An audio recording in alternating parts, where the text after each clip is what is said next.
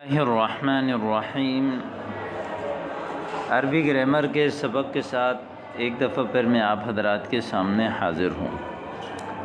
آج کے سبق میں ہم پڑھیں گے جملے خبریہ اور جملے انشائیہ کے بارے میں۔ آپ کو پیچھے بتایا تھا لفظ وہ ہے جو ایک معنی بتائے، پھر جو دو یا دو سے زائد الفاظ سے مل کر بنتا ہے اس کو مرکب کہتے ہیں۔ اس مرکب میں اگر بات پوری سمجھ آ جاتی ہے تو اس کو جملہ کہتے ہیں، اگر بات ادھوری رہتی ہے تو اس کو مرکب ناقص یا مرکب غیر مفید کہتے ہیں۔ مرکب ناقص کی پھر مرکب توصیفی، مرکب اضافی، مرکب منع صرف، بنائی وغیرہ پڑھ لیے۔ آج ہم پڑھیں گے جملے کے بارے میں۔ سب سے پہلے جو مرکب مفید جملہ اور کلام ہے اس کی دو قسمیں ہیں، ایک ہے جملہ خبریہ، دوسرا ہے جملہ انشائیہ۔ کوئی بھی بات انسان کرتا ہے تو اس کہنے والے کی بات کو یا تو ہم سچ مان لیتے ہیں یا جھٹلا دیتے ہیں۔ بات کہنے والا کوئی ایسی بات کہے کہ اس کی بات کی تصدیق بھی کی جا سکتی ہو کہ بھئی آپ سچ کہہ رہے ہیں، اور اس کی بات کو جھٹلایا بھی جا سکتا ہو، تو ایسا جو جملہ اور ایسے باتوں پر جو جملہ مشتمل ہو اس کو جملہ خبریہ کہتے ہیں، جس جملے کو سچا یا جھوٹا کہا جا سکتا ہو۔ جیسے زید عالم، کسی نے خبر دی کہ زید عالم ہے، اب آپ اس بات کو سچا بھی مان سکتے ہیں کہ جی واقعی زید عالم ہے، اور اس بات کو جھٹلا بھی سکتے ہیں کہ جی بھائی زید عالم نہیں ہے۔ اب کسی نے کہا جاء بکر، بکر آیا، اب دیکھیں اس میں اس بات کو آپ سچا بھی مان سکتے ہیں اور جھٹلا بھی سکتے ہیں، لیکن جس جملے کو سچا یا جھوٹا نہ کہا جا سکے اس کو جملہ انشائیہ کہتے ہیں۔ جملہ انشائیہ میں جب کوئی انسان کوئی بات کرتا ہے تو اس کی بات کو ہم سچا یا جھوٹا نہیں کہہ سکتے، کیونکہ وہ سچائی اور جھوٹ سے الگ تلگ کی ایک بات ہوتی ہے، اور جس کو جملہ انشائیہ کہتے ہیں۔ جملہ انشائیہ کے اقسام سے آپ کو جملہ انشائیہ کی مکمل وضاحت بھی آپ کے سامنے ہو جائے گی۔ جیسے من ہوا، وہ کون ہے؟ اب کوئی انسان ہم سے پوچھے کہ وہ کون ہے، تو اس میں جھوٹ اور سچ کی بات تو نہیں ہے نا، کہ بلکہ وہ آپ سے پوچھ رہا ہے کہ وہ کون ہے۔ یا آپ سے پوچھے حل ذهب زید، کیا زید چلا گیا؟ اب اس میں کوئی جھوٹ اور سچ کی بات نہیں ہے، آپ سے جھوٹ اور سچ سے قطع نظر آپ سے یہاں پر ایک چیز پوچھ رہا ہے کہ کیا زید چلا گیا یا نہیں چلا گیا۔ اب جملہ انشائیہ کی ٹوٹل جو ہے وہ 10 قسمیں ہیں۔ کئی قسمیں جن میں سے بعض قسمیں یہ ہیں۔ نمبر 1 امر، وہ جملہ ہے جس میں کسی کام کا حکم دیا گیا ہو۔ عربی گرامر میں امر اس جملے کو کہتے ہیں، کہ جس میں کسی کام کا حکم دیا گیا ہو۔ کوئی لفظ ہے عربی کا مثال کے طور پر، اور اس میں کسی کام کے کرنے کا حکم دیا گیا ہے، آرڈر دیا گیا ہے، تو اس کو امر کہتے ہیں۔ جیسے انصر، مدد کرو۔ اب آپ دیکھیں یہ جملہ جو ہے نا، آپ مدد کریں، یہ جو ہے آرڈر ہے، کسی کو حکم دے رہے ہیں کہ آپ مدد کرنے کی۔ دوسرا ہے نہیں، وہ جملہ جس میں کسی کام سے روکا گیا ہو۔ ایسا جملہ جس کے ذریعے سے کسی کام سے آپ کسی کو روکتے ہیں تو اس جملے کو ہم کہتے ہیں نہیں۔ جیسے لا تکفر، کفر مت کرو۔ اب یہ جو نہیں ہے اس میں بھی کوئی سچائی اور جھوٹائی کی بات نہیں ہے، تو لہذا اس وجہ سے یہ نہیں بھی جملہ انشائیہ ہے۔ یعنی گویا کہ ہم یہ کہیں گے کہ یہ جملہ جو ہے جملہ انشائیہ ہے۔ استفہام اس جملے کو کہتے ہیں جس میں کسی سے سوال کیا گیا ہو۔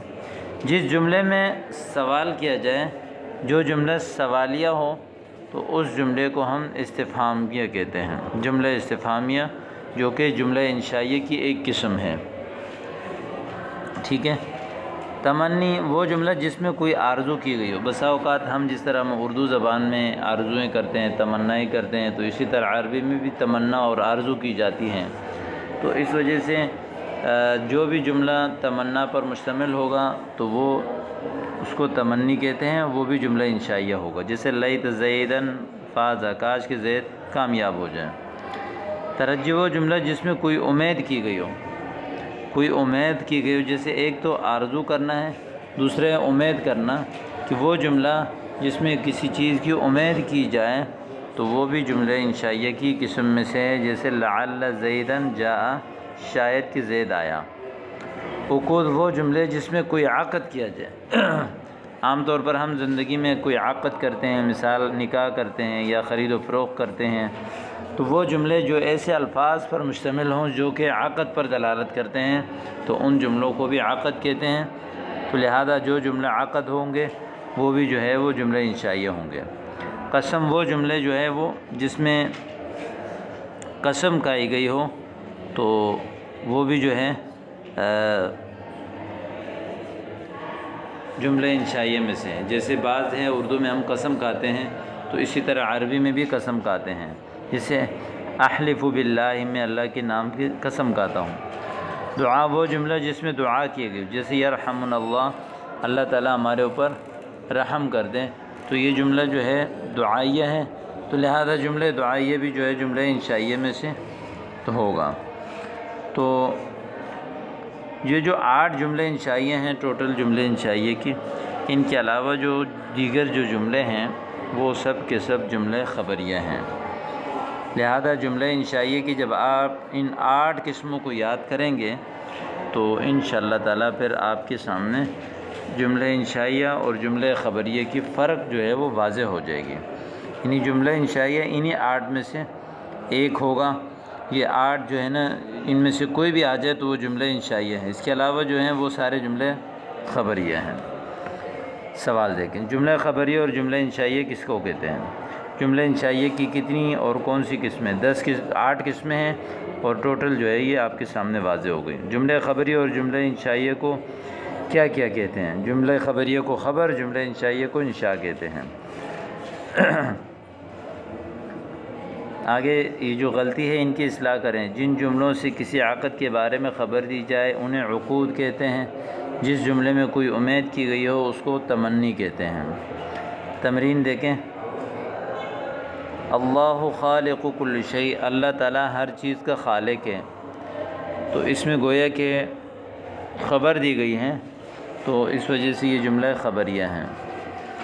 لینصر خالد، خالد مدد کرے، حکم دیا گیا ہے تو لہذا یہ جملہ انشائیہ ہے۔ تحفۃ المؤمن الموت، مومن کا تحفہ موت ہے، یہ جملہ خبریہ ہیں۔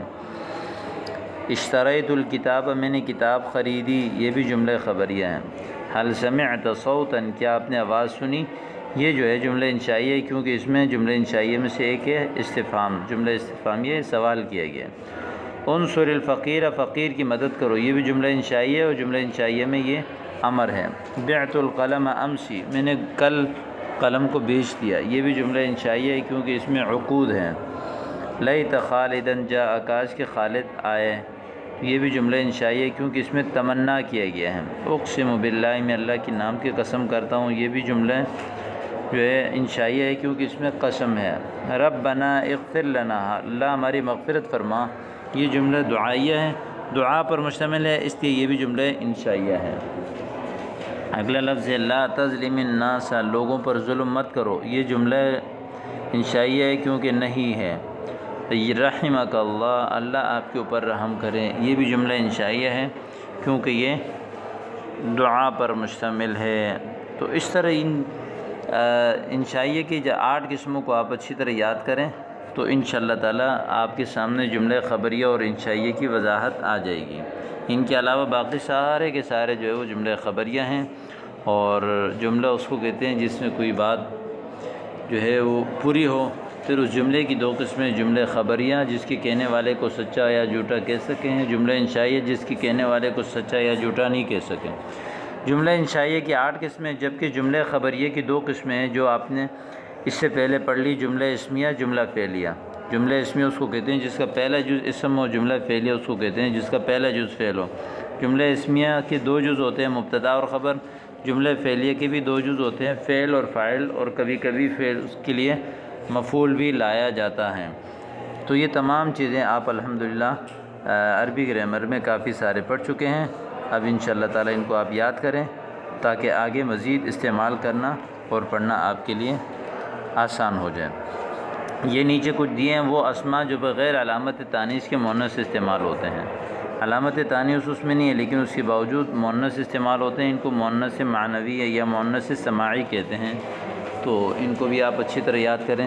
جیسے حرب ہے، کأس ہے، فلک ہے، نعل ہے، بئر ہے، ناب ہے، جو ہے وہ ارنب ہے، ارض ہے، شمس ہے، ید ہے، رجل ہے، اذن ہے. یہ تمام چیزیں آپ جو ہے اچھی طرح یاد کر لیجئے گا.